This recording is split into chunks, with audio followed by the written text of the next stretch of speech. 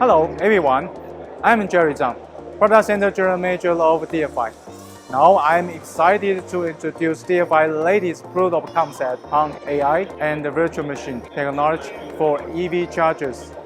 HAI is rapidly evolving across various applications, and many unmanned IoT applications require the integration of different functionalities and AI models. In this POC, DFI utilized virtual machine technology to run 5 independent OS simultaneously on a single hardware platform. The first is EV charger UI running on Ubuntu. The second is the advertising machine running on Windows. The third is the facial detection AI model running on Ubuntu.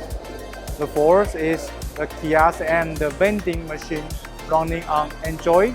And the fifth is the LLM large language AI model running on Ubuntu.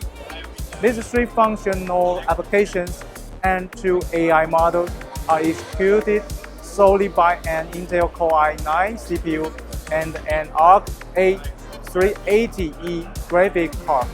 With the assistance of this new technology, applications can be deployed in a virtualized manner. It also facilitates flexible integration of customer application and OS environments across different platforms, allow for high flexibility in development and deployment.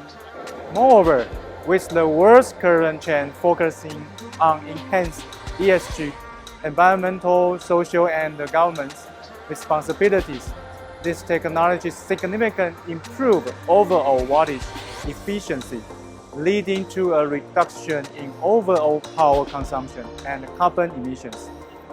Compared to decentralized platform integration solutions offered by competitors, this advantage in lower carbon tax enhances our competitiveness with customers. DFI aims to progress toward faster implementation of ESG solutions through new technologies.